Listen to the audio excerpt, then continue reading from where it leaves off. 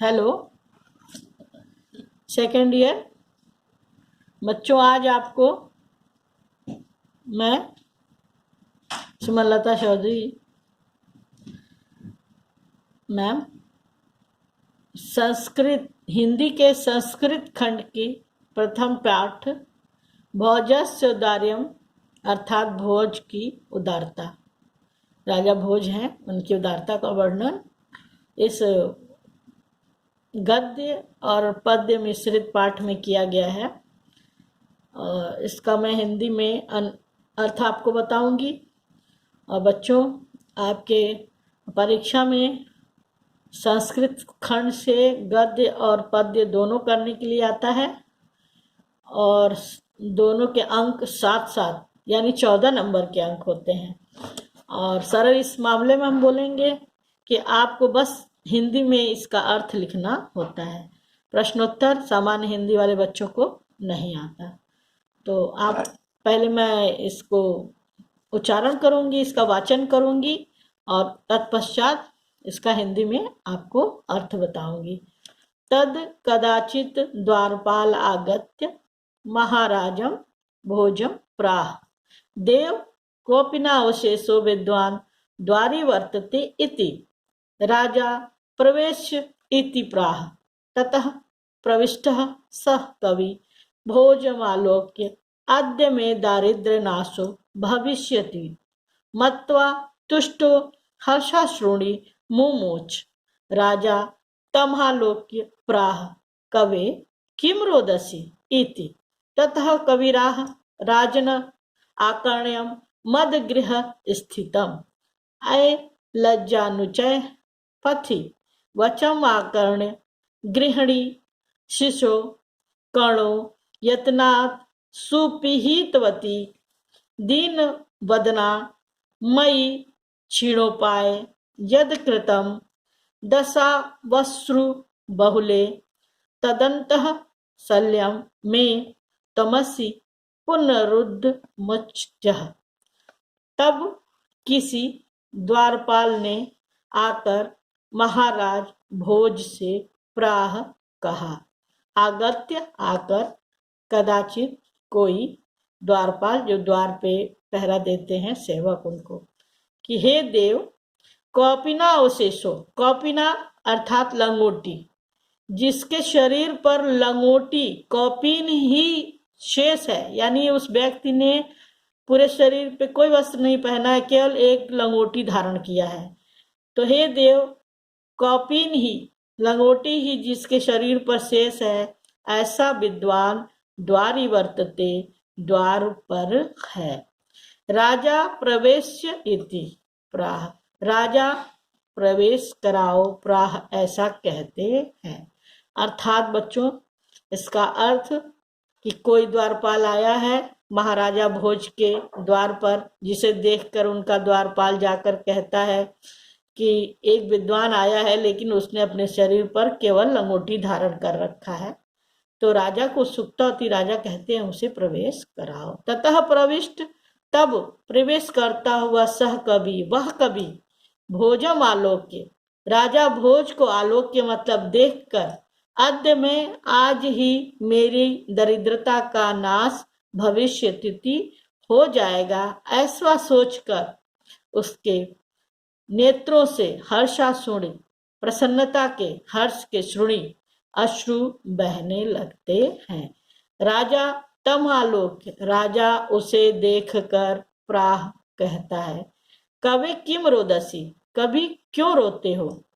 तब कविराह, तब कवि कहता है, राजन आकर्ण्यम मद गृह स्थितम, कि हे राजन मेरे मध्य गृह की, घर की स्थिति को आकर्ण सुने।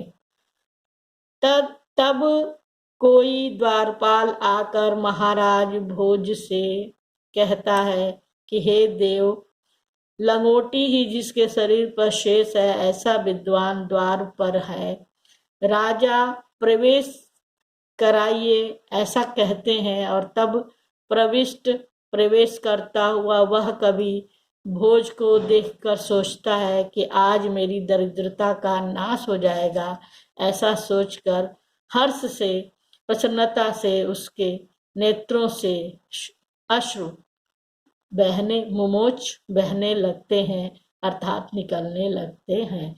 राजा उन्हें देखकर कहते हैं कि कवि क्यों रोते हो?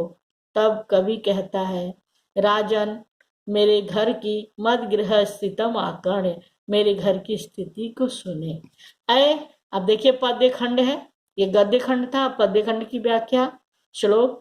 लज्जानुचे पथि वचम आकर्ण्यम गृहणी, शीशो कर्णो यत्नात् सुपिहितवती दीन बदना। कि लज्जानुचे पथि, लज्जा अर्थात खील, कि ऊंचे स्वर में खील ले लो, पथि मार्ग में, वचन सुनकर, आकर्ण्य सुनकर, मेरी गृहिणी जो दीन वदना है, दीन मुख वाली है, वदन मतलब मुख, दीन मतलब जानते हो आप, जो दीन मुख वाली है, मेरे शिशो, मेरे बच्चों के कर्णों को, कानों को यत्न पूर्वक, प्रयत्न पूर्वक सुपिहितवती बंद कर देती है। मार्ग में उच्च स्वर में खील ले लो, ऐसा वचन सुनकर गृहिणी, दीन वदन वाली, दीन मुख वाली मेरी गृहिणी मेरे बच्चों के कर्णों को प्रयत्न पूर्वक बंद कर देती है।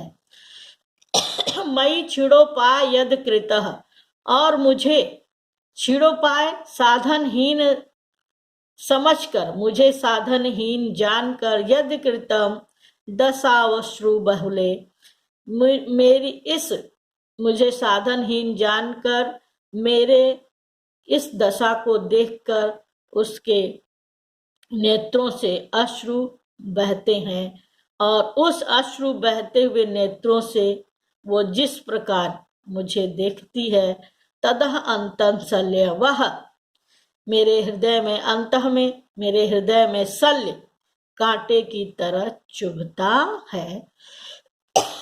तमसी पुनरुद्धो मचित, हे राजन, आप ही, तुम ही उस कांटे को मूर्छित करने में, निकालने में समर्थ हो। एक बार और देखिए कि मार्ग में ऊंचे स्वर में खील ले लो, ऐसा सुनकर दीन मुख वाली मेरी पत्नी बच्चों को शीशो कर्णो यत्नात्, मेरे बच्चों के कानों को प्रयत्न पूर्वक बंद कर देती है। और मुझ दरिद्र पर, छिड़ोपाय मतलब होता है साधनहीन, और छिड़ोपाय मतलब होता है जिसके पास कोई उपाय न हो, दरिद्र भी। तो मुझ साधनहीन को जिस अश्रुपूर्ण, दशाश्रु बहुले, जिस अश्रुपूर्ण नेत्रों से वह देखती है, वह मेरे अंतः में अर्थात हृदय में शल्य मतलब कांटे के समान चुभता है। वह मेरे हृदय में कांटे सदृश चुभता है या गड़ गया है, जिसे निकालने में तमसी पुनरुद्ध मचितः, जिसे निकालने में आप ही समर्थ हो। राजा शिव शिव इति उदर्यन, राजा शिव शिव बोलते हैं, शिव शिव का उदर्यन उच्चारण करते हुए प्रत्येक अक्षर, कवि के प्रत्येक अक्षरों पर लक्षम लाखों मुद्राएं दत्वा देते हैं और कहते हैं, प्राह कहा, त्वरति गच्छ गेहम, त्वरति शीघ्रता से, गच्छ जाओ, गेहम शीघ्रता से घर जाओ, त्वदत्त गृहिणी खिन्ना वर्तते, तुम्हारी गृहिणी दुखी होगी।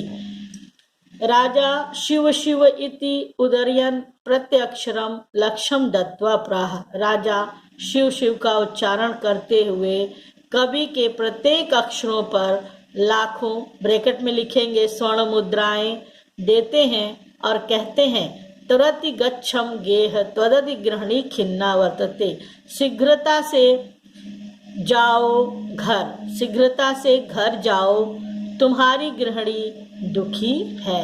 अन्यदा भोजः श्रीमहेश्वरं नमितुं शिवालभ्य गच्छत् तदा कोऽपि ब्राह्मणः राजानं शिवसन्निधौ प्राह देव अर्धदानवैरिणा गिर्जयाप्यर्ध शिवस्याहृतं देवेत्थं जगति तले पुरहराभावे समुन्मीलति गंगा सागर अंबरम शशिकला नागाधिपः क्षमातलम सर्वगत्य अधीश्वरत्व गमतः त्वां माम तु भिक्षाटनम।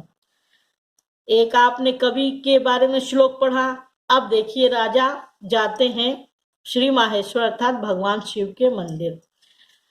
अन्यदा दूसरे दिन राजा भोज श्री महेश्वर अर्थात भगवान शिव को नमतु नमस्कार करने के लिए शिवालय जाते हैं।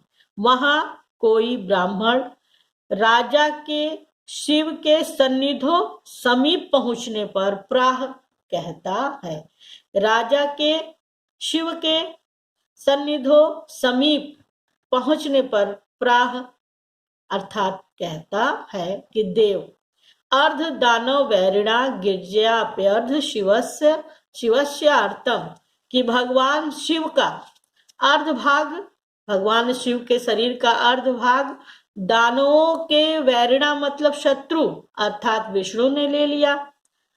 शिव का अर्थात भगवान शिव के शरीर का अर्ध भाग दानवों के वैरिणा शत्रु। बेटा अब इसके साथ दूसरा में बनाना पड़ेगा, बहुत बड़ा वीडियो हो रहा है, तो धन्यवाद। दूसरा वीडियो मैं जल्दी ही बनाती हूँ।